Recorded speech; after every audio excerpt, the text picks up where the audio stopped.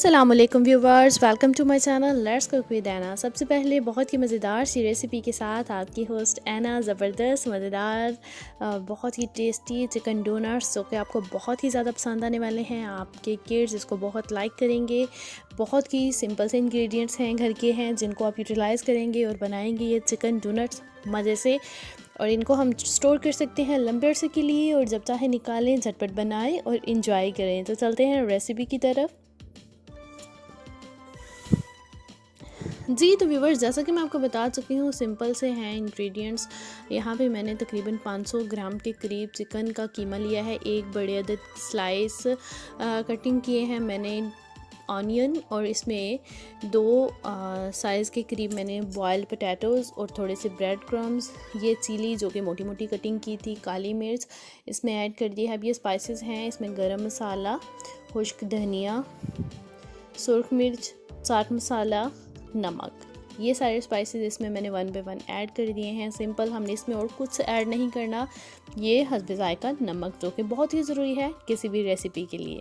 تو ہم اس کو اس طرح سے، اس میں آپ چاہیں تو ایک بلینڈر بھی یوز کر سکتے ہیں، یہ الیکٹرک مکسر ہے۔ میں اس کو اچھے سے یہاں پہ ڈالنے کے بعد چلا دوں گی۔ ہم نے اس کو بہت ہی اچھے فارم میں لے کے آنا ہے، اور آپ دیکھ سکتے ہیں تھوڑا سا سٹارٹنگ میں یہ سلو ہو جائے گا، بٹ جلدی سے یہ اپنے صحیح سے فارم میں آ جائے گا۔ جی تو کچھ اس طرح سے آپ دیکھ سکتے ہیں، جو چیز ہمیں ریکوائرڈ ہے سیم ویسا ہی۔ جی تو یہ ہو چکا ہے ہمارا چکن ڈونٹ کا مکسچر ریڈی، آپ دیکھ سکتے ہیں۔ اب ہم نے کرنا کیا ہے، ہم نے کوئی سا بھی پائپنگ بیگ لینا ہے، زپر بھی لے سکتے ہیں آپ، اور اس میں ہم اس طرح سے اسپون کی مدد سے اس کو نکالیں گے، ڈائریکٹلی اس میں ہم ڈال دیں گے۔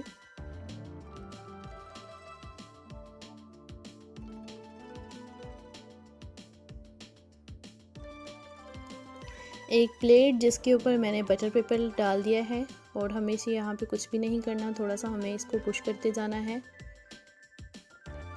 اور ڈونٹس کو شیپ میں لے کے آنا ہے اس طرح سے۔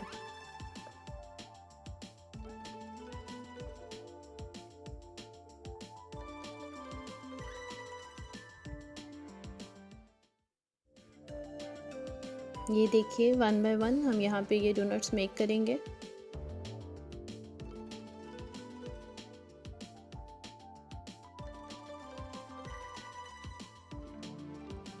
اگر آپ کو اس کو فوراً سے بنانا ہے تو 2 گھنٹے کے لیے ہم اسے فریج میں چھوڑ دیں گے، اس کے بعد ہم اس کو فرائی کریں گے۔ پر چاہیں تو آپ اس کو اسٹور بھی کر سکتے ہیں۔ یہاں پہ میرے ڈونٹس ریڈی ہو چکے ہیں۔ اب میں اس کو 2 گھنٹے کے لیے فریج میں چھوڑ دوں گی، فریزر میں انفیکٹ، اور اس کے بعد ہم چلیں گے اس کے فرائی کے پروسیس کی طرف۔ اور آپ اس کو تقریباً لمبے ٹائم کے لیے بھی فریز کر سکتے ہیں، کوئی ایشو نہیں ہے۔ یہاں پہ میں نے کرمز لیے ہیں، یہ ڈونٹس جو 2 گھنٹے بعد کچھ اس طرح سے 4 چمچ میدا، 2 چمچ کارن فلور، 1 عدد انڈا،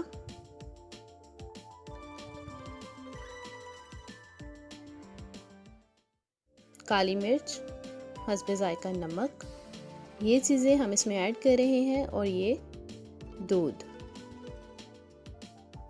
اسی فورک کی مدد سے میں اس کو اچھے سے مکس کر دوں گی۔ یہ مکسچر ہمیں ریڈی کرنا ہے اس کو فرائی کرنے سے پہلے۔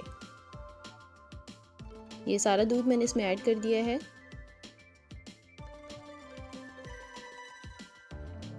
یہ بہت اچھے سے ہمیں مکس کرنا ہے۔ اب اس کا پروسیس آپ فالو کیجئے گا۔ اس کو ہم نے ڈپ کرنا ہے کچھ اس طرح سے، اور یہ کرمز لگا دینے ہیں، سمپل، اور ہمیں کچھ بھی نہیں کرنا۔ 1 by 1 ہم اس کو لگاتے جائیں گے اور فرائی کرتے جائیں گے۔